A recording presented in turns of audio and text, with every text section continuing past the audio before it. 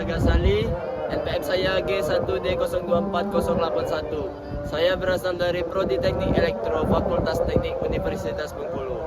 Oke, saya sedang berada di rumah pengasingan Bung Karno.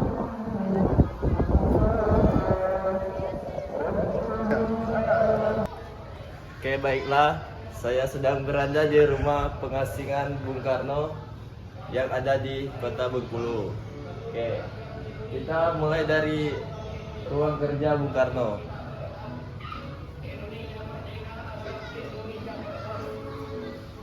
Oke, ini adalah suasana ruang kerja Bung Karno semasa dia diasingkan di Kota Bengkulu. Ini ada beberapa buku dari catatan Bung Karno yang tersusun rapi di sini. Terus ada juga beberapa kutipan semasa Bung Karno berada di pengasingan di Bengkulu ini. Juga ada beberapa surat-surat yang ditulis oleh Bung Karno, yaitu surat-surat kenaikan tunjangan. Terus ada juga surat-surat biaya perjalanan yang ditulis oleh Bung Karno. Dan di sini juga ada catatan bahwa Bung Karno itu diasingkan di Bengkulu pada tahun 1938 sampai dengan 1942. Oke. Selanjutnya kita beralih ke ruang tidur tamu Soekarno. Oke. Di sini adalah suasana ruang tidur tamu Soekarno. Di sini ada juga kostum Monte Carlo. Dan di situ ada juga catatan-catatan dari perjalanan Bung Karno. Di sini juga ada buku Dunia Lain Bung Karno. Dan di sini ada juga beberapa buku-bukunya. Terus di sini juga ada gugatan pena, yaitu catatan pena yang dibuat oleh Soekarno. Terus di sini juga ada buku karya-karya dari Bung Karno itu sendiri. Ini salah satu gugatan rencananya. Oke. Kemudian kita beralih ke ruang tamu. Seperti yang teman-teman lihat, ini adalah suasana dari ruang tamunya Pak Soekarno semasa dia diasingkan di Kota Bengkulu. Ada juga barang-barang antik yang masih tersimpan saat ini, yaitu sepeda yang dipakainya semasa dia diasingkan di Kota Bengkulu.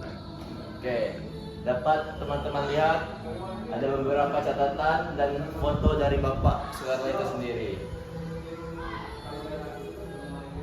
Oke, lanjut. Kita bisa geser ke sana. Oke, kini kita masuk ke ruang tidur Soekarno dan Inggit Garnasi.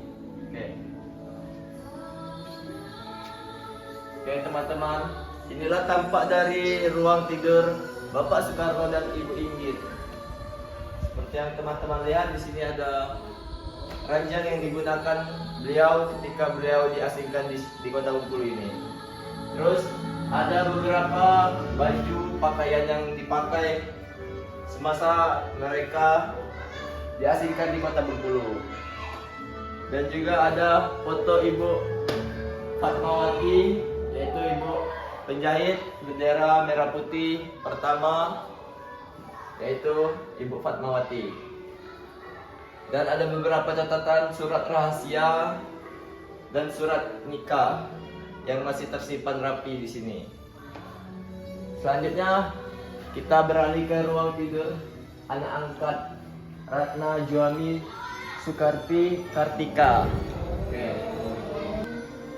Ini adalah ruangan dari anak angkat mereka, tapi sepertinya sudah beralih fungsi sebagai penyimpanan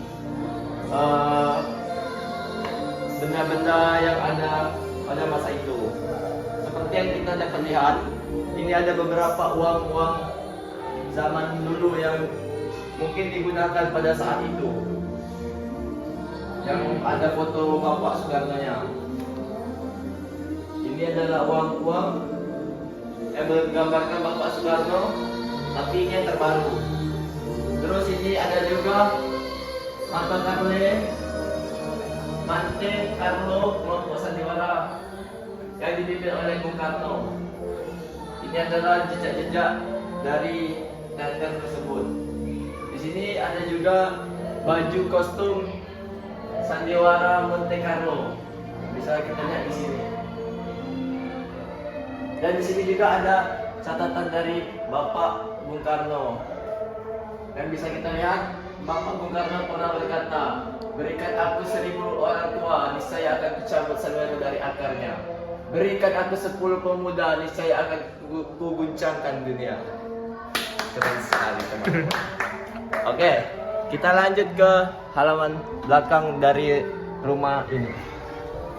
Oke teman-teman, inilah tampak belakang dari rumah Bapak Soekarno saat dia diasingkan di kota Bengkulu. Ya, seperti yang kita lihat di sini halamannya.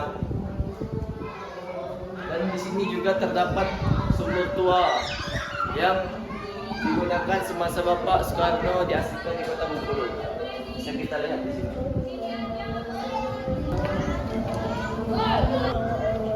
Oke, ini penampakan dari sumur yang digunakan Bapak Soekarno saat diasingkan di kota Bengkulu.